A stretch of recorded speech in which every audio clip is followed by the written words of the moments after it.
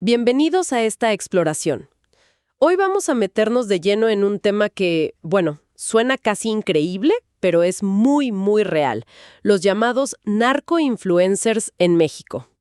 Sí. Quizás el caso que puso esto en el radar de mucha gente fue el de Valeria Márquez. Ella era una influencer de belleza y fue asesinada en mayo de 2025. Lo más fuerte es que ocurrió durante una transmisión en vivo por TikTok. Sí, espantoso. Algunos de sus seguidores lo vieron pasar en tiempo real. Sí, ese evento tan trágico es un punto de partida muy crudo, la verdad. Pero nos lleva directo al fenómeno que queremos analizar hoy. Exacto. Estamos hablando de una figura nueva, ¿no? Que mezcla esta cultura de la fama en Internet, de la celebridad digital con el crimen organizado transnacional. Es como la evolución digital de la narcocultura mexicana, de alguna forma. Para entender mejor este mundo, revisamos bastante material. Investigaciones, artículos, análisis culturales. Testimonios también. Sí, testimonios que nos dan como distintas piezas del rompecabezas. La idea hoy es, pues, intentar comprender cómo funciona esto, ¿no? De dónde viene, qué impacto tiene en la vida real y, claro, los desafíos enormes que representa. Exacto.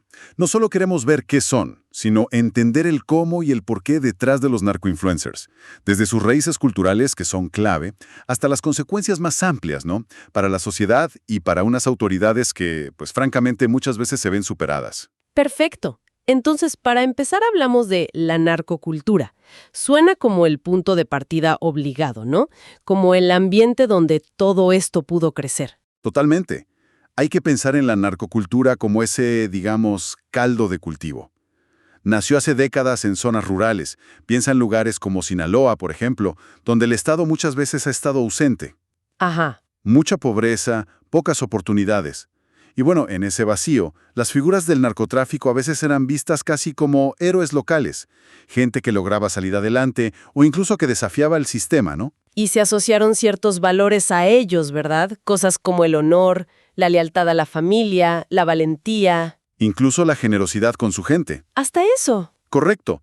Y eso creó una situación cultural muy ambigua, una mezcla extraña de miedo y respeto, donde lo que hacía el narco no siempre era visto como algo totalmente malo por todos. Claro. Y eso pues abrió la puerta para empezar a romantizarlos, a verlos casi como una forma de resistencia contra la desigualdad. O sea que incluso antes de Internet ya existía este espacio donde la figura del narco podía ser, bueno, idealizada, por decirlo de alguna manera.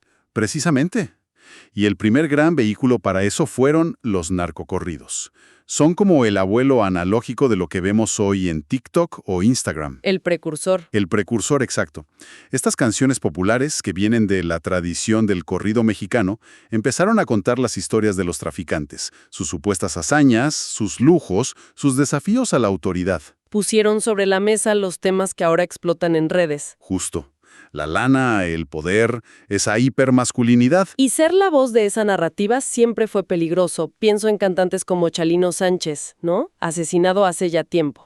Sí. O más recientemente Sergio Vega. Parece un aviso de lo que les pasa ahora a los influencers, ¿no? Si te vuelves la cara de esta historia, te conviertes en blanco. Es un paralelo sombrío, pero muy real. La diferencia clave, creo yo, es cómo la tecnología cambió la dinámica. Los narcocorridos creaban mitos, leyendas. Ajá. Las redes sociales, en cambio, lo que hacen es normalizar el estilo de vida. Hacen que parezca algo cotidiano, accesible. Claro, ya no es solo escuchar una canción. Ahora cualquiera puede, pues, grabarse, mostrar cosas, volverse un mini influencer de este mundo. Exacto. Y pasamos de la radio, que, bueno, se podía intentar censurar, a plataformas como TikTok, que son mucho más difíciles de controlar. El algoritmo de TikTok ahí juega un papel crucial. Definitivamente. Si te enganchas con un video de estos, te va a mostrar más y más, creando una burbuja de contenido difícil de romper. Un bucle. Un bucle, sí. Y el contenido en sí, ese de un día en mi vida mostrando fajos de billetes, carros de lujo, mascotas exóticas, parece hacerlo alcanzable. Baja la barrera psicológica, ¿no? Sobre todo para los chavos, me imagino. Hace que unirse a un cártel suene menos a crimen y más a una opción de vida rápida. Suena terrible decirlo así. Es terrible, pero es parte del atractivo que buscan generar, lamentablemente. Y eso nos lleva directamente a las tácticas que usan en el mundo digital. Sí, hablemos de eso. Las fuentes lo llaman narcomarketing. ¿En qué consiste exactamente? Suena como a vender un producto, pero letal. Pues es básicamente eso, construir una marca criminal atractiva. La estrategia central es la glamorización.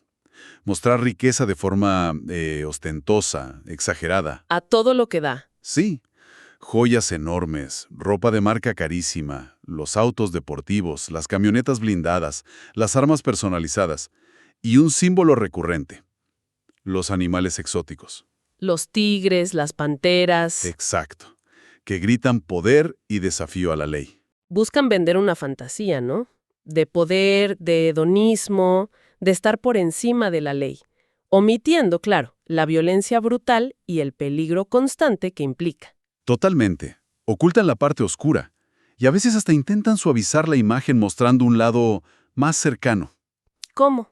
Pues miembros bailando música popular o videos en campos de amapola presentándolos casi como si fueran agricultores. El objetivo es claro, crear una narrativa aspiracional para atraer jóvenes y normalizar sus actividades. Hacer que parezca emocionante, poderoso. Y para moverse sin que los detecten las plataformas, usan códigos secretos, ¿no? Emojis y esas cosas. Sí, es fascinante cómo se adaptan. Usan emojis, siglas, jerga propia, hashtags escondidos. Por ejemplo, para el cártel Jalisco Nueva Generación, el CJNG, usan el emoji del gallo. Ah, ¿por el mencho? Exacto, por el apodo de su líder. O las letras NG. Para la facción de los Chapitos, del cártel de Sinaloa, usan la pizza. Pizza. ¿Por qué? Por la chapiza. O emojis de diablos, diablo o jerra, para hablar de la maña o el crimen en general. Es como una guerrilla digital, ¿no? Van cambiando sus códigos para que los filtros automáticos no los pesquen. Ajá, Las plataformas van siempre un paso atrás. exacto. Están jugando al gato y al ratón y son muy ágiles. Y esta presencia digital no es solo para presumir, ¿eh? Se traduce directamente en reclutamiento. ¿En serio? ¿Cómo? Usan Facebook, TikTok y hasta los chats dentro de videojuegos como Free Fire o Call of Duty. No puede ser. Publican ofertas de trabajo falsas, buscando guardias de seguridad, choferes, usando ese lenguaje en clave. Y lo más preocupante, según las fuentes, es que ya no solo es que los cárteles busquen gente, sino que hay chavos que quieren entrar, Sí, seducidos por esa imagen de vida fácil y emocionante que ven online. Una organización, la Red por los Derechos de la Infancia en México, calculó que para 2021 ya había unos 30,000 adolescentes reclutados. Es una cifra que te hiela la sangre. es demoledor, la verdad. Pero no todo es glamour digital. Las redes también son un arma de terror. Cierto, está la otra cara de la moneda, la violencia explícita. Absolutamente. Desde hace años usan plataformas como YouTube, aunque ahora más en redes más oscuras o efímeras, para subir videos terribles. Interrogatorios, torturas, ejecuciones. Uf. Es una táctica de guerra psicológica pura y dura para aterrorizar a rivales, a la población y para dejar claro quién manda. También usan las redes para amenazar directamente a periodistas o ciudadanos que se atreven a denunciar, buscando silenciarlos. Y lo increíble es cómo combinan ese terror con relaciones públicas. He leído que a veces publicitan cuando reparten despensas después de un huracán o algo así. Sí, como si fueran benefactores. Ajá, como Robin Hoods modernos, pero... Es una estrategia dual muy calculada, miedo por un lado y supuesta generosidad por otro. Así buscan ganar algo de apoyo local, o al menos neutralizar la oposición. Claro. Y lo más grave es que con eso desafían directamente al Estado. Se presentan como los que sí resuelven, los que sí ayudan, minando la poca confianza que pueda quedar en las instituciones. Qué fuerte. Las fuentes citan anécdotas de policías locales diciéndole a la gente, si te robaron, ve a regarlo con el cártel de la zona. Eso es increíble. Muestra hasta qué punto se ha podrido la situación en algunos lugares. Y hace que sea súper difícil saber qué es verdad y qué es propaganda cuando lees algo en un blog anónimo o en redes. Exacto. Esa confusión, esa ambigüedad que cultivan, es una de sus herramientas más poderosas. Veamos ahora cómo todo esto aterriza en casos concretos, en vidas destruidas. Volvamos a Valeria Márquez, influencer de belleza, 23 años. La matan en mayo de 2025, transmitiendo en vivo desde su negocio en Zapopan, Jalisco, que es territorio del CJNG. Sí, los reportes dicen que justo antes, en la transmisión, él había dicho que tenía miedo porque alguien intentó dejarle un regalo muy caro. Ay, no. Llegaron sicarios disfrazados de repartidores y le dispararon. Poco después, el gobierno de Estados Unidos sancionó a líderes del CJNG y señaló directamente a uno de ellos, Ricardo Ruiz Velasco, el doble R, Ajá. como presunto responsable y además pareja de Valeria. Lo calificaron como un ejemplo de cómo usan el feminicidio para intimidar. Qué brutal. Mezcla la violencia del narco con la violencia de género que ya es una crisis terrible en México. Totalmente. El crimen organizado a menudo explota y empeora los problemas sociales que ya existen. Otro caso muy sonado es el de los Chapitos. Los hijos de Joaquín El Chapo Guzmán. Exacta. Son la nueva generación, los narco-juniors. Y ellos sí que le entraron duro a presumir en redes, ¿no? A diferencia de la vieja guardia como el Mayo Zambada, que dicen era más discreto. Sí, mucho más. Los Chapitos usaron y usan, aunque con más cuidado ahora, las redes para mostrar un estilo de vida de lujo extremo. Fiestas, jets privados, autos deportivos, armas bañadas en oro. Pura ostentación. Pero no es solo capricho juvenil, ¿eh? Es una estrategia consciente para proyectar poder heredado y para conectar con un público más joven, modernizando la marca del cártel de Sinaloa. Pero esa ostentación y diferencia de estilos ha creado problemas internos, ¿cierto? Una fuente nos habló de una guerra abierta entre la chapiza La gente de los hijos, y la malliza. la gente de El Mayo Zambada. Sí, esa división generacional y de estilos ha provocado muchísima violencia dentro del propio cártel. Y los influencers a veces quedan atrapados en medio, ¿no? O incluso toman partido. Exactamente. La misma fuente comentaba que parte del trabajo de un influencer puede ser alabar públicamente a una facción o criticar a la otra. Se vuelven piezas en ese tablero sangriento. Y las consecuencias son letales. Mencionabas antes a los cantantes de corridos, pero ahora los influencers son los que caen. Hay casos fuera de México incluso. Sí, como el de Sabrina Durán Montero en Chile. Una TikToker ligada al narco usaba el alias Joaquina Guzmán. La mataron en 2023. Muestra que esto ya cruzó fronteras. Es transnacional. Y dentro de México es peor. Se habla de al menos 8 influencers asesinados en Sinaloa y otros estados desde 2024, muchos como resultado directo de esa guerra interna entre Chapitos y Malliza. Uno de ellos, Camilo Ochoa, que admiraba públicamente al Chapo. La fuente oral sugiere que lo localizaron hackeando el teléfono de su esposa. ¡Qué horror! Lo mataron en su casa sicarios supuestamente ligados a El Mayo.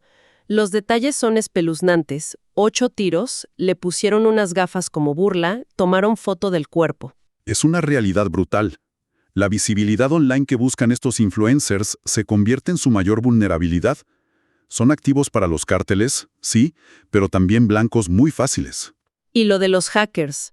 El uso de hackers para localizar a Ochoa muestra que las tácticas siguen escalando, se vuelven más sofisticadas. Incluso la reacción de la gente a estas muertes es compleja. ¿Cómo? Algunos la celebran en redes mostrando una desensibilización terrible, o quizás una visión muy retorcida de la justicia. Uf, es mucho que procesar. Entonces, ¿cuál es el impacto de todo esto en la sociedad mexicana en general, más allá de los casos individuales? El impacto más profundo, y quizás el más difícil de revertir, es cómo normaliza el crimen para los jóvenes. Eso es lo más grave, ¿no? Yo creo que sí. Estar expuesto constantemente a esta imagen glamurosa del narco te desensibiliza a la violencia real y puede hacer que veas el crimen no como algo malo, sino como un camino rápido hacia el éxito, el respeto, el dinero. Casi como si fueran estrellas de rock, mencionan algunas fuentes. Y si a eso le sumas la falta de oportunidades reales... Exacto. Ahí está la clave. En un contexto de pobreza, desigualdad y pocas perspectivas de futuro, la promesa del narcomundo, aunque sea falsa y peligrosa, se vuelve atractiva. Tiene sentido, tristemente. Un analista lo describía como una sociedad bulímica. Te venden el sueño del consumo y el éxito, pero te niegan las formas legítimas de alcanzarlo. Para algunos jóvenes excluidos, el narco-influencer se convierte en un símbolo torcido de que sí se puede ascender, aunque sea por la vía criminal. El narco se percibe casi como una opción laboral, como un futuro posible. ¡Qué desolador! Frente a este panorama tan complejo, ¿qué están haciendo las autoridades? ¿Hay respuestas efectivas? Bueno, el gobierno mexicano ha ido, digamos, cambiando de estrategia. El presidente López Obrador, Promovió su política de abrazos, no balazos, enfocada más en las causas sociales, en la raíz del problema. Ujú. Ahora, con Claudia Sheinbaum, parece haber un regreso a la estrategia más tradicional de ir tras las cabezas de los cárteles, la llamada estrategia Kingpin. La confrontación directa. Sí, con más militares en las calles y arrestos de alto perfil. En parte, dicen por la presión de Estados Unidos. Pero esa estrategia de descabezar cárteles ya se ha probado antes y no siempre funcionó bien, ¿no? A veces genera más violencia porque se fragmentan los grupos y pelean entre ellos. Exacto. Ese es el riesgo histórico. A nivel local, hay intentos aislados, como prohibir narcocorridos en lugares como Tijuana. Pero la fuente oral que consultamos es bastante escéptica. ¿Qué dice? Sugiere que, más allá de los discursos, persisten pactos entre políticos y crimen organizado a varios niveles, y que la nueva administración podría simplemente continuar con ellos. O sea que nada cambia en el fondo. Es lo que sugiere. Incluso mencionó el reciente descarrilamiento del Tren Maya. Oficialmente fue atribuido a un hackeo, pero esta fuente lo vincula a posible corrupción y mala calidad en la construcción, ligada a familiares del poder. Eso alimenta la percepción popular de que la corrupción sigue muy arraigada. Qué complicado. ¿Y Estados Unidos qué papel juega? Aparte de presionar. Bueno, Estados Unidos aplica sanciones económicas, como vimos con el caso de Valeria Márquez, vinculando directamente a líderes con crímenes. Designa a cárteles como organizaciones terroristas extranjeras, como el CJNG. ¿Ofrece recompensas? Millonarias, sí. Usa la extradición y ejerce una presión política constante, a veces amenazando con aranceles si no ven resultados. Para ellos es un tema de seguridad nacional, claramente. Y está el tema de los posibles vínculos entre políticos y narco. Una fuente nos habló del sitio narcopolíticos.com. Sí, es un esfuerzo periodístico de Óscar Valderas que intenta documentar esas conexiones. La fuente oral destacó que el sitio expone presuntos vínculos de políticos de todos los partidos principales, Morena, PRI, PRD, PBM, con diferentes cárteles, CJNG, Sinaloa, Golfo. De todos lados. De todos lados. Mencionó ejemplos concretos del sitio, como funcionarios de seguridad de distintos gobiernos estatales y federales ligados a diferentes grupos criminales a lo largo de los años. La conclusión de esa fuente, basada en lo que publica ese sitio, es muy fuerte. Habla de una implicación sistémica, de un narcoestado. Esa es la afirmación de la fuente, basada en esa evidencia periodística que recopila el sitio. Describe a México como el patio trasero de EEW, donde ocurre la violencia del narco mientras la droga sigue fluyendo hacia el norte. Y da una cifra escalofriante. Estima que mueren entre 30 y 50 personas al día por esta violencia, muchas veces sin que se reporte adecuadamente. ¡Qué barbaridad! Y mientras tanto, las plataformas de redes sociales, ¿hacen algo? ¿Pueden hacer algo? Tienen políticas como la de Meta, Facebook, Instagram, sobre organizaciones peligrosas, pero en la práctica se ven superadas. Ya hablamos de las dificultades, ¿no? El lenguaje codificado. Las cuentas que cambian todo el tiempo, distinguir propaganda de denuncia ciudadana, es un problema enorme, y la verdad no parecen tener una solución real y efectiva. Entonces, recapitulando un poco, los narcoinfluencers son más que una moda pasajera. Son una práctica. Una evolución del narco que se apoya en una cultura preexistente, pero que las redes sociales han llevado a otro nivel. Totalmente. Usan marketing digital, reclutan, intimidan, y las consecuencias son mortales. Y las respuestas, tanto del gobierno como de las plataformas, parecen ir siempre por detrás, como jugando a alcanzar algo que se mueve demasiado rápido. Exacto. Y eso nos deja con una reflexión final, quizás incómoda. Si estamos ante un fenómeno tan arraigado culturalmente, tan adaptado tecnológicamente, tan conectado con problemas profundos de desigualdad, y según algunas fuentes con una posible complicidad política que cruza partidos, ¿cómo se combate algo así? Es la pregunta del millón, ¿no? Sí. ¿Puede la misma tecnología que amplifica el problema, más allá de intentar borrar contenido, ser parte de una solución? ¿O estamos viendo cómo la red se convierte inevitablemente en otro campo de batalla que el crimen organizado está, ganando? Es algo sobre lo que vale la pena seguir pensando, sin duda.